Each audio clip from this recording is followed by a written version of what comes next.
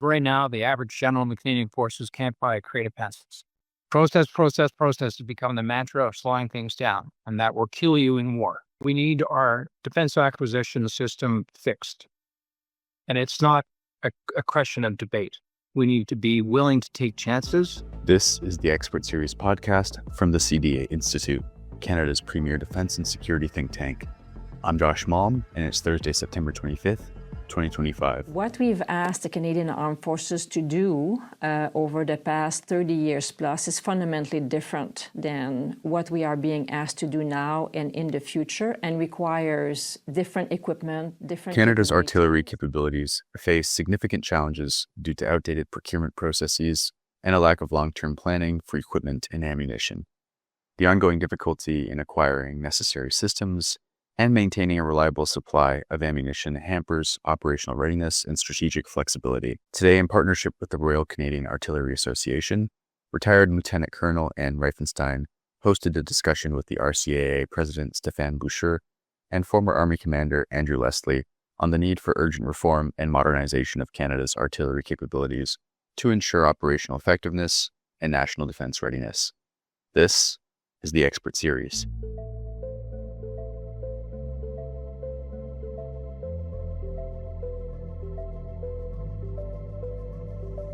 Today, we're going to be discussing the status of the Royal Regiment of Canadian Artillery. I'm Anne Rifenstein. I'm going to be the moderator for this discussion. I'm a retired artillery officer. And with me, I've got two experts in this area. I've got Colonel retired Stefan Boucher, who's the president of the Royal Canadian Artillery Association. And I've got Lieutenant General retired Andrew Leslie, the current honorary colonel of 30th Field. And they're going to be sharing their thoughts on the artillery. So let's start off with a fairly straightforward question. What do you see as the Canadian artillery's key strengths today, their capabilities, and where are the biggest vulnerabilities or gaps? Lieutenant General Leslie, could you start us off with that? Over the last 15 years, for a whole host of reasons, the political support for the Department of National Defense hasn't been huge. As a result, there's been a thinning out, a winnowing of operational capability. There's tragedies on the horizon, of course, with the international circumstances. I think the Royal Canadian Artillery has managed to keep alive the flame of operational capability flickering when times were dark.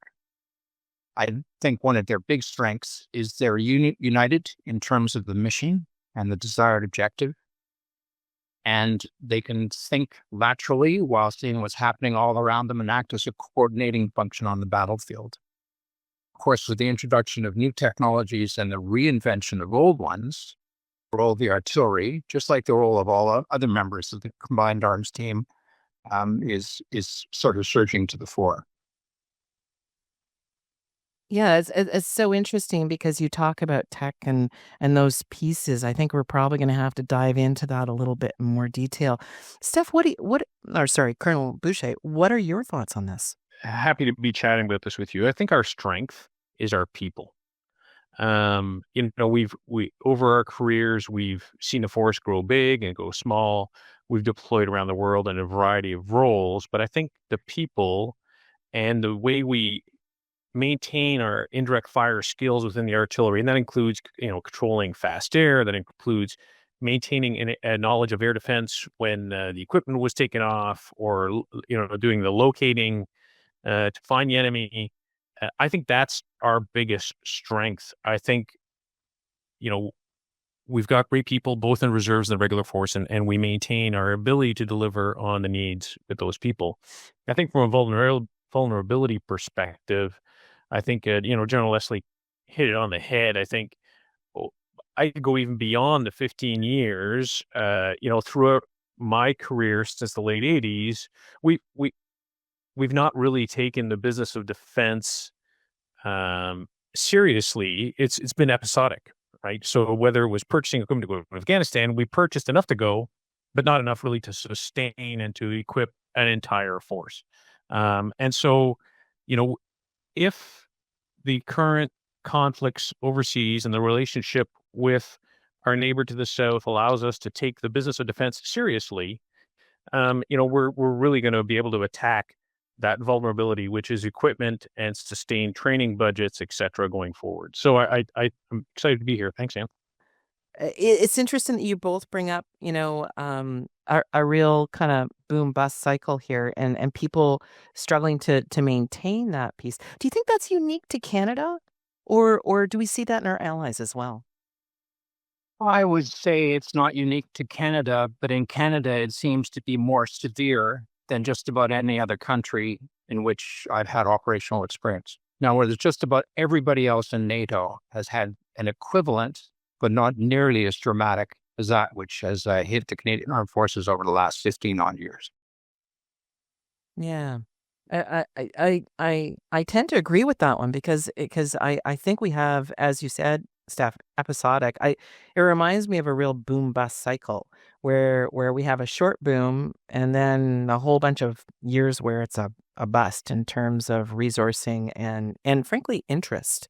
Yeah, in developing those pieces. Yeah, you're right, Ann. I think we, being a 3-ocean country, depending on the cycle, the Canadian public, and the politicians, they listen to the public, are lulled into complacency, right? We have a neighbor who allows us a certain amount of coverage. The oceans give us protection, and so in our career, when something hits the public, think of our deployments in the 90s in the Bosnian or the Balkans, right? That sees the public redeployed there, right? You think of 9/11 and finally getting attacked on North American soil physically, and then we responded in kind. And I can't, the public and the support for the Highway of Heroes and whatnot. But I think that boom bust cycle is tough because when you want to buy something, it's not like we can just go to the local car dealership and pick what's on the lot, or even if you order it, you get it 6 weeks later because those car dealerships are manufacturing by the thousands. In our particular case, we talk about artillery. There's only so many countries that can do it, and other nations, because the threat's closer, they've maintained an industrial base. If you think of the countries in Europe, and we are well behind them from that perspective. And I think we got a lot of catching up to do, and it can't be done without a significant investment. Yeah, General Leslie talked about that changing operational environment, that change in the geopolitical piece.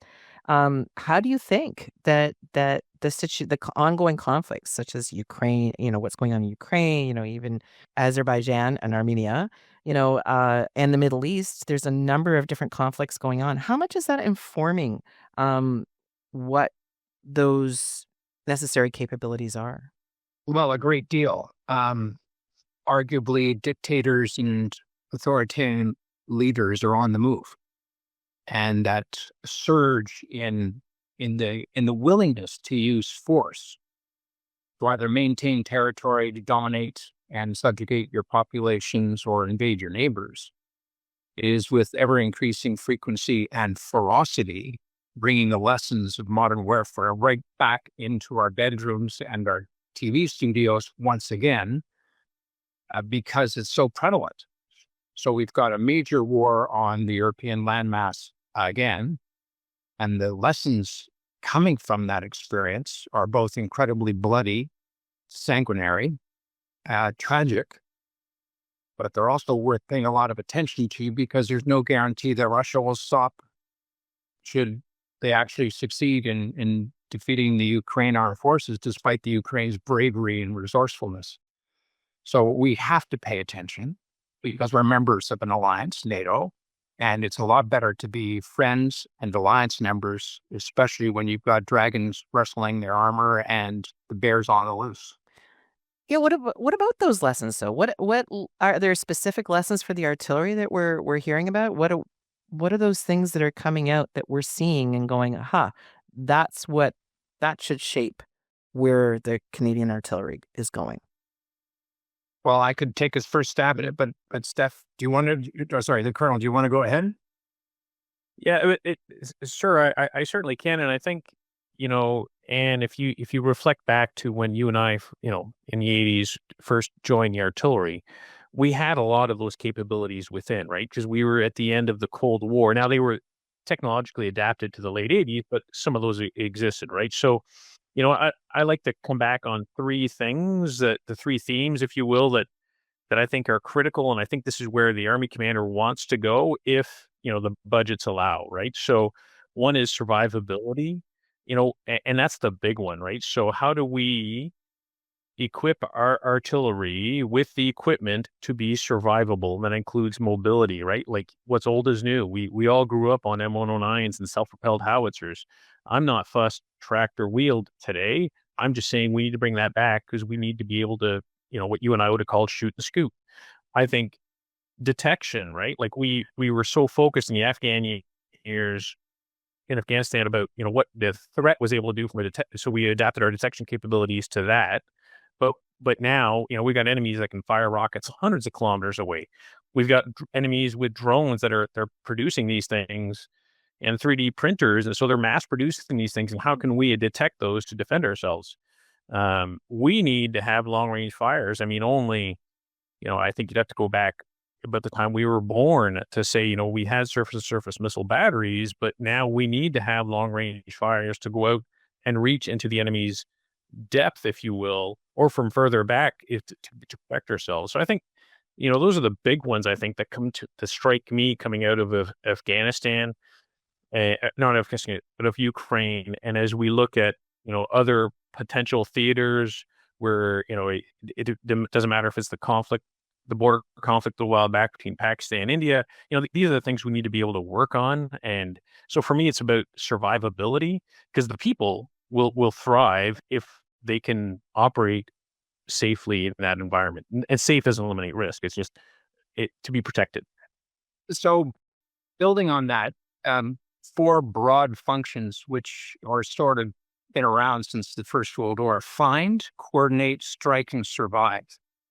And I think the most recent lessons coming out of the Russian-Ukraine tragic experience is that the more that you can kill at a distance with precision, the higher the probability that your troops will survive to fight another day.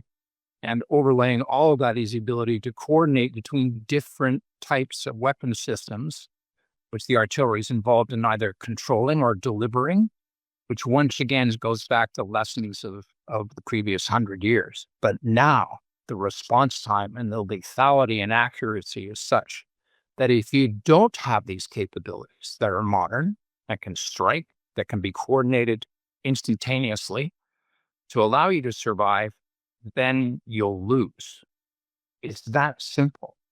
And Canada doesn't want to be in a position of losing the entirety of its deployed forces, which we're in danger of should the Russians decide to attack tomorrow. So we've got to get ready for what may come to provide deterrence, not only for our ease of mind in terms of our deployed troops, but because we've been promising to do so for close to 15 years, we haven't done it yet.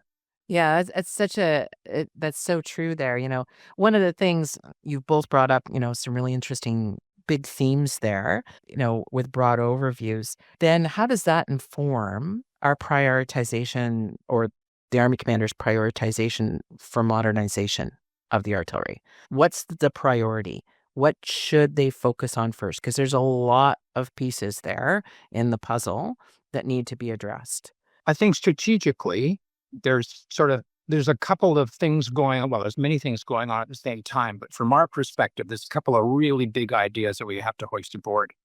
The first is that the armed forces can haul it out to the extent that money is needed everywhere and more people are needed everywhere with the right skill sets, the right training, the right equipment. That's a statement of the obvious. Strategically, though, when you buy stuff from the Navy, it takes decades and it costs fortunes, literally tens of billions of dollars to equipment. We have to have that stuff. But when you make announcements about increasing the defense budget and a whole bunch is going to go to submarines, it's not going to go to submarines over the next 2 to 3 years, at least not in large quantities. The same is true of warships. The same is true of fighters. The same is true of transport aircraft and surveillance aircraft, helicopters. Whereas the Army has thousands of smaller pieces that you can actually acquire relatively quickly. So that's the first point. The second point is the Army commander and his team have developed the idea of one division at home, one division deployed. A division is roughly 3 brigades, somewhere between 15 to 20,000 troops. So that means you have to have enough equipment to have a deployed division going somewhere. You all have an idea where. You've also got to have enough to train at home, which means the armed forces, the Army specifically, and the artillery in particular, has got to grow the number of troops it has got to grow the capabilities, and has got to be able to respond to the increasing demands to actually engage in that precision strike, to engage in the guard or protect function, such as air defense, and find a better way to orchestrate the sinews of war from the artillery perspective, which crosses a broad front. How do you coordinate all that stuff and communicate? So the challenges over the short term are immense. But, Canada's met them before and succeeded. Yeah, Colonel Boucher, what do you think the priorities should be there? Well, yeah. So, General Leslie knocked a whole bunch of those requirements off. I think, one of the one I'd like to seize on is the force structure, in the sense that he referred to the division away and the division at home concept. Today, we are built on we force employ based on the regular force, and we use reserve force augmentation, and even if you rewind 15 years ago, when I was a commanding officer, 25% of every field battery I sent over was a reserve function. Now, if you look at the way Ukraine has had to mobilize, would that, and I'm not saying we have to be like the Ukrainians, but will that force structure allow us to continue? And so, we have to think in terms of scalability. And the problem with scalability is then you become hooked on equipment, right? So if you decide you want to be scalable, then you need common platforms across the structure, which allows you to scale up or scale down, to mobilize, right? And the people, if given the right tools, so that's the equipment, and the ammunition and the training dollars to be able to do that, to be able to do the larger scale training exercises, whether that be, in Gagetown or Suffield or elsewhere, we just need that to happen. So I think the force structure, reg force and reserve, needs to be looked at as a whole, so we can understand the complementary aspect of it, right? So maybe asymmetry is going to become a great thing, but a level of symmetry needs to persist if we're going to mobilize or ramp up. So I think force structure can't be neglected, and clearly we don't have enough bodies for in the current artillery structure to be able to sustain all the capabilities that are perhaps envisioned for the future conflict. So when you say bodies, are you referring to personnel, or are you referring to positions and organizations? I think it's a bit of both. I think it's going to be a lot about personnel, and I think the Canadian Armed Forces is doing great work in terms of an attraction and retention space, in terms of the allowances that were announced a little while back. They're far better than what it was, but is it going to be enough? I'm not sure. But I think the structure itself, right? So if we bring in, we've brought in a multi-mission radar. It rests in a regiment in Gagetown, New Brunswick. But if we bring in more air defense capability, and we bring in rockets, and we bring in, a new artillery system, a new indirect fire system, the current structure of 3, field regiments and 1 general support regiment is probably going to be insufficient. And the reserve force structure is probably insufficient to augment those capabilities, because we don't have, a reserve force air defense capability or a reserve force rocket capability. And so, if you want to ramp up, mobilize, we need to figure out what that looks like. So it's a bit of both. It's having the right positions, and then the people in those positions, and then the Army has to risk manage. What's more important? Is it being at 100% strength in a heavy technological field and taking risk elsewhere? That's the Army commander's priority. But I would argue that the artillery needs both more positions to be able to field everything it's envisioned, and needs the right personnel in numbers to sustain that. Yeah, I'm glad you talked about force structure there, because I know General Leslie talked about the need for long-range precision strike. He talked about the need for air defense, talked about all those good pieces.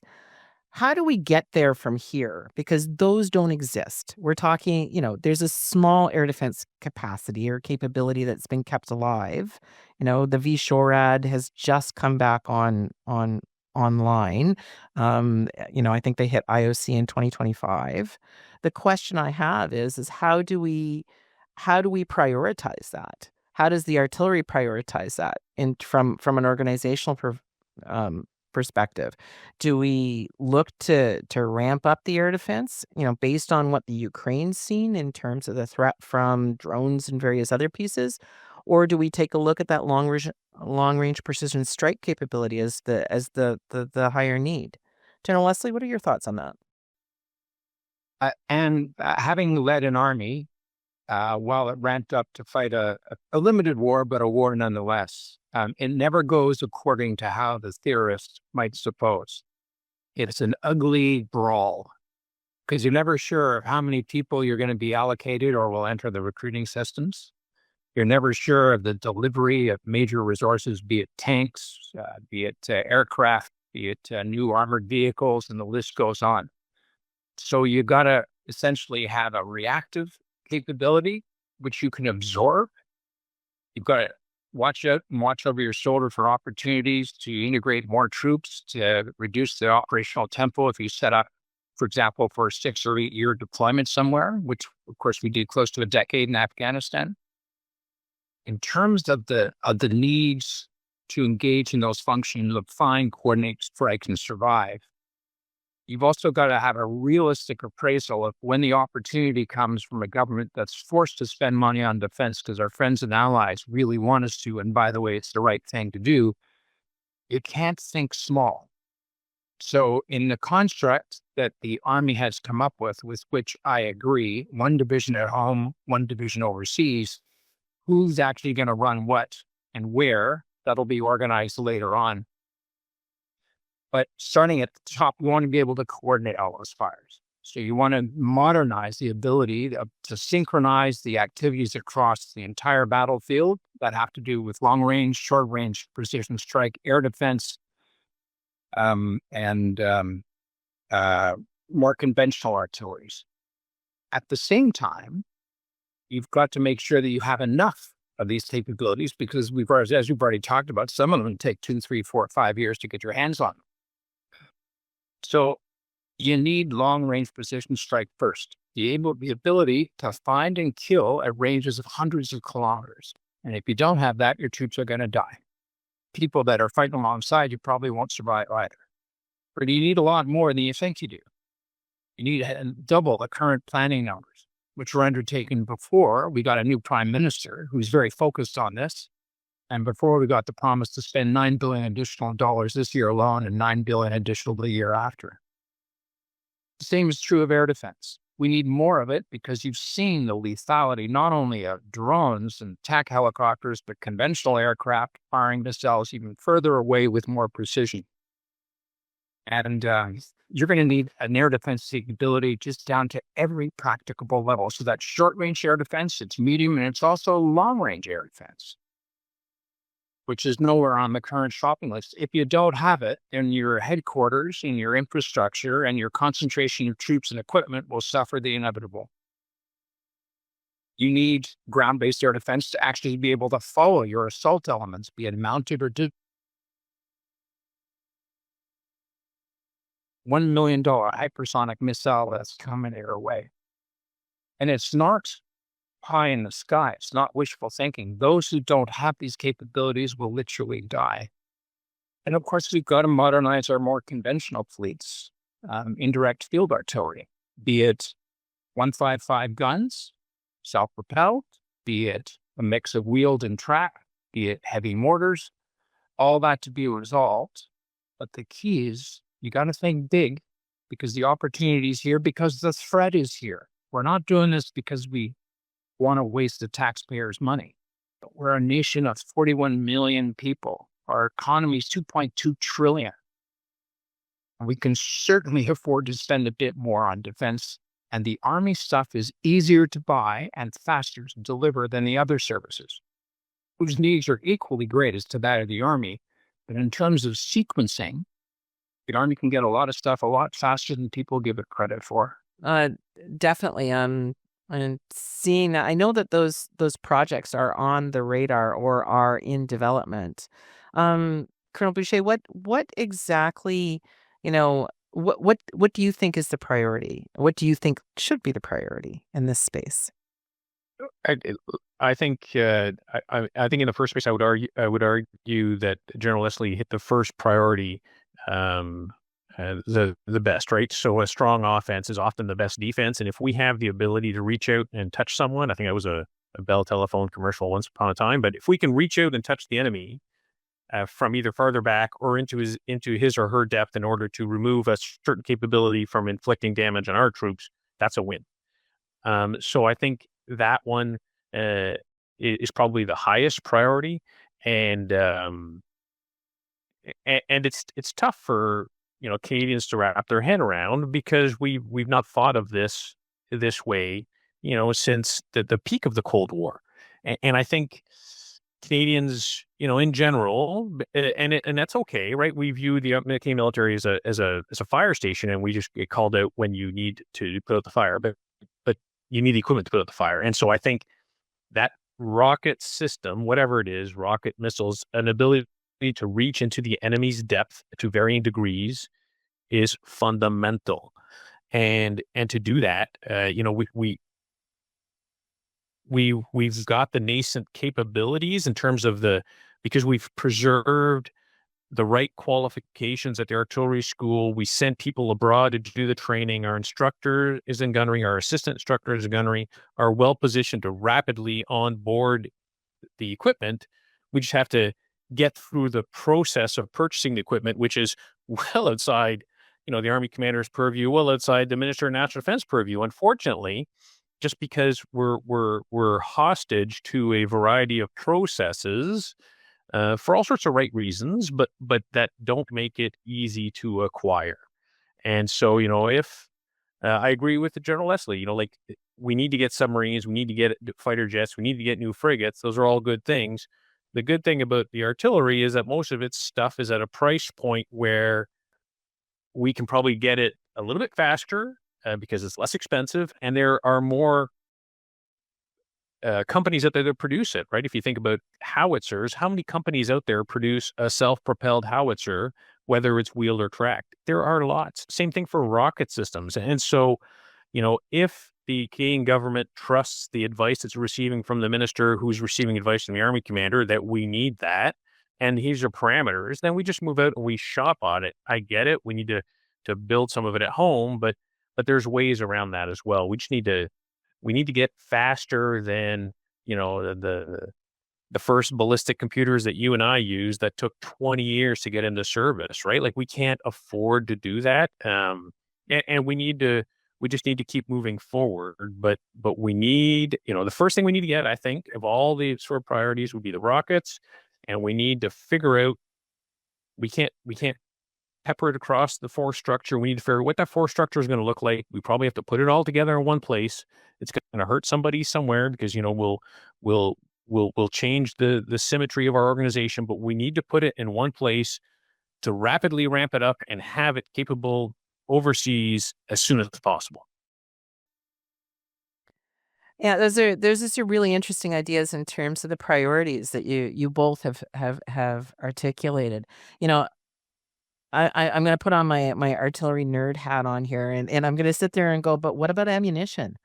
Like it's great to have the weapon systems, but one of our biggest problems has always been is sufficient amounts of ammunition not just, this year, next year, year after, over the next 5 years, but a long, reliable supply of ammunition. What are your thoughts in terms of trying to make sure that we have, the things that actually do the damage, the shooting, not just the equipment? General Leslie? So thank you. And you're deliberately trying to wrap me up, aren't you? I am. So yes, I've been advocating for many years now the need for Canada to get serious about producing ammunition, not only for the artillery, but for the army and for the armed forces. Unfortunately, a bunch of idiots several years ago decided to cancel longstanding contracts, which means that the ammunition manufacturers in Canada lost confidence in the government's willingness to engage in long-term sustainment of those contracts. In other words, how do you plan ahead for stockpiles to be assembled if there's no guarantee that the contract will be renewed year after next, which is exactly what happened. Now we're in the embarrassing situation of essentially promising money to Ukraine or buying other people's ammunition to send because we don't have it ourselves, let alone ammunition for training. So will the new prime minister sort that out? Absolutely. Absolutely. Ooh, that's a firm response. I hope heads roll if it doesn't happen quickly, because getting back to the good colonel's comment, we're in a crisis. We may not be physically here in Canada, in our magnificent country, far from most of the conflagrations that consumed our historical predecessors, but the danger is there, and we're underarmed, we're under-equipped. We know that's got to change.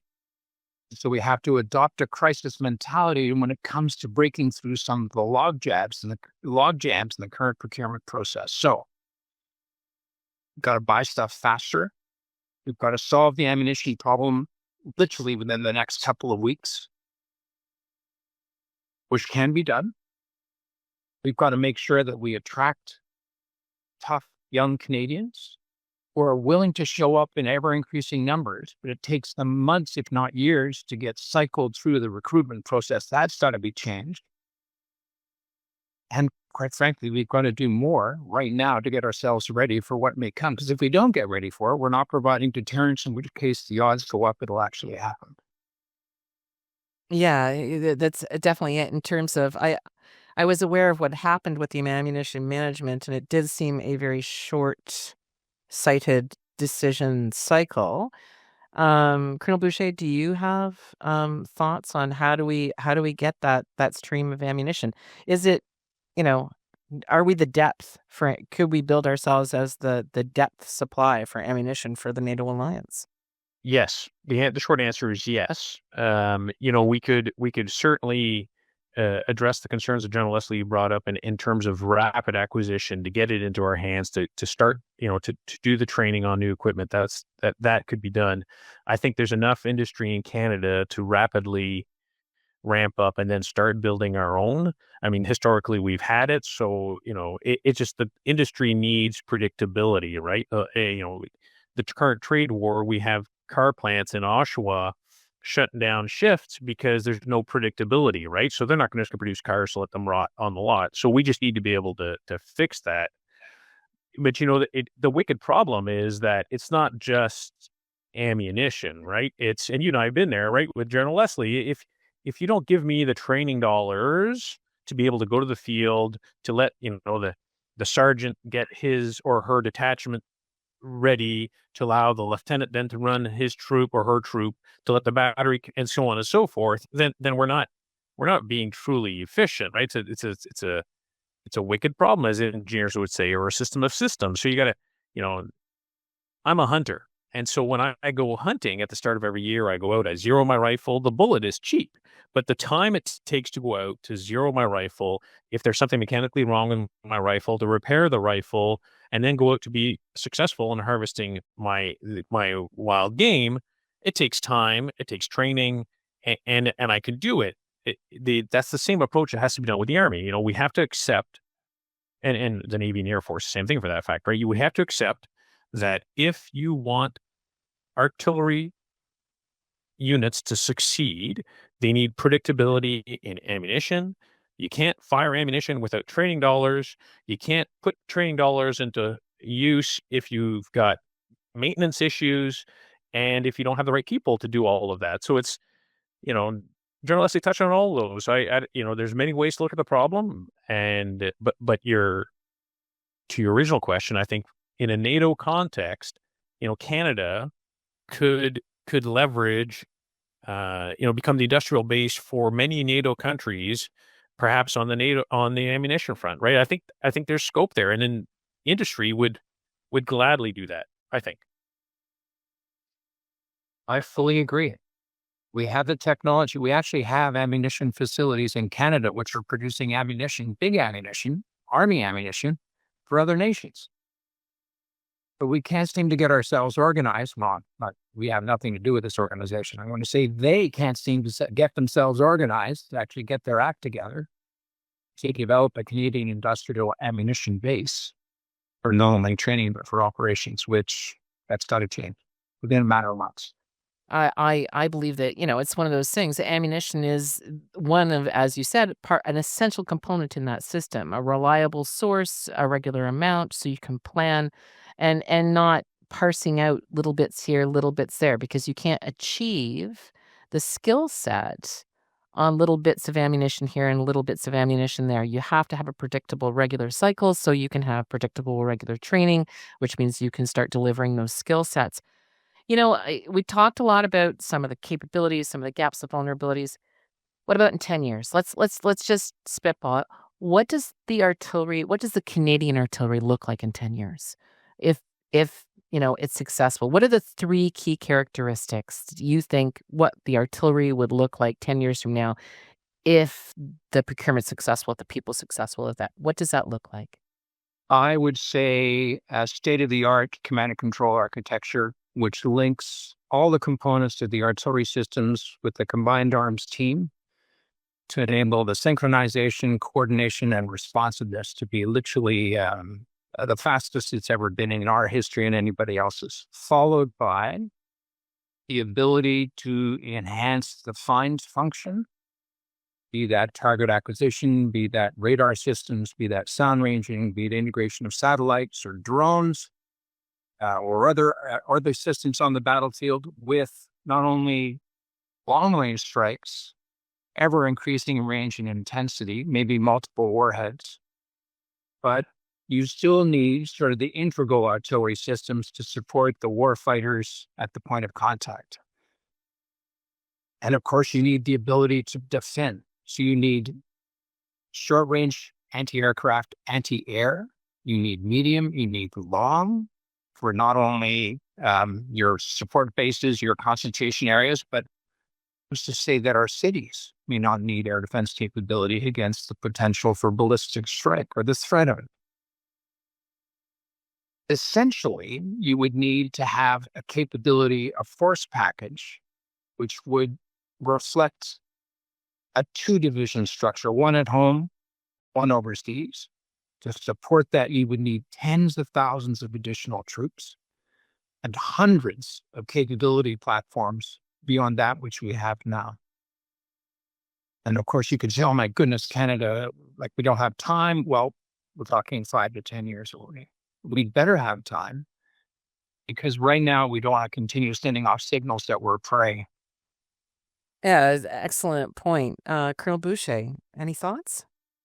Yeah, so 3, you asked for 3. So my first one is a force structure that is, built along the lines that General Leslie described, with an ability to sustain all those capabilities we bring on. So you're not just, piecemealing stuff out. We build it deliberately, and we ensure that the people are there. So it's no use having, a new air defense capability if it's only, has 60% of its billets filled. It needs to be filled to the point where we can do it. Can we mobilize later? Yes, but at the short, we need it to be people-based with the right numbers of people in a force structure that is sustainable. I think the second one is interoperability. I think we can't neglect the fact that we need to be able to operate with our allies. So, communicate, comment, NATO standards for ammunition, et cetera, but also within the force structure. So whatever our force structure looks like, the reserves and the regular force need to be able to quickly jump back and forth. And the last one, I think that General Leslie spoke to as well is, what does that command and control enabled environment looks like? So that's not only force structure, but it's also the tools to allow it to do so effectively. Digital comms, satellite-based, all of that stuff has to occur if we're going to go and reach out to people on long distance to protect both at home and abroad.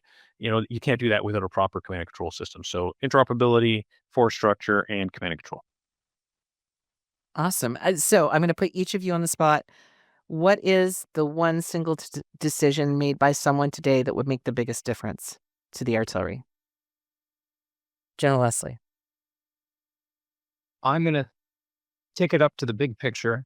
We need our defense acquisition system fixed. And it's not a question of debate. We need to be willing to take chances. We've got to take some risks.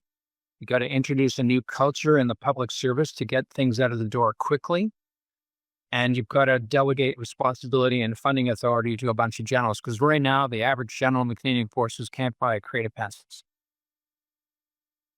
Process has become the mantra of slowing things down, and that will kill you in war. So changing to an outcome-based culture versus a process culture will get us to where we need to go. That was extremely eloquently said, and I wish I'd said it myself. Colonel Boucher, your thoughts? And to quote the great moderator here, it's an outcomes-based process, right? So we've had the opportunity through the Conference of Association to meet industry, and they're happy to support industry. It doesn't matter which service, they're happy to support. But they're held up by the same process that General Leslie spoke to, right? So if they know what the outcomes are going to be, and if we take risk on those decisions, industry will be happy to support. And the benefit is most of those industry are happy to establish production lines in Canada, which means our employment rates go down, quality of life goes up. We've got ways of doing this. So fix the acquisition process, or get rid of the process and acquisition, make it outcomes based, and a whole bunch of people will step up. I'm convinced. Yeah.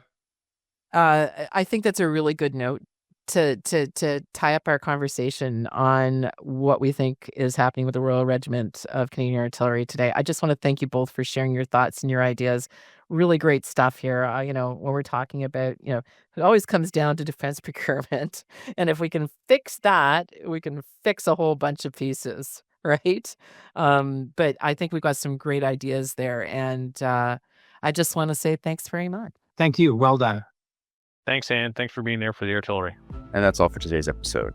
If you want to learn more about the CDA Institute, follow us on social media, visit our website at cdainstitute.ca, or subscribe to our newsletter for the latest updates on Canadian defense and international security. If you have comments or feedback about what you heard in today's edition, email Josh at cdainstitute.ca. I'm Josh Malm. Until next time.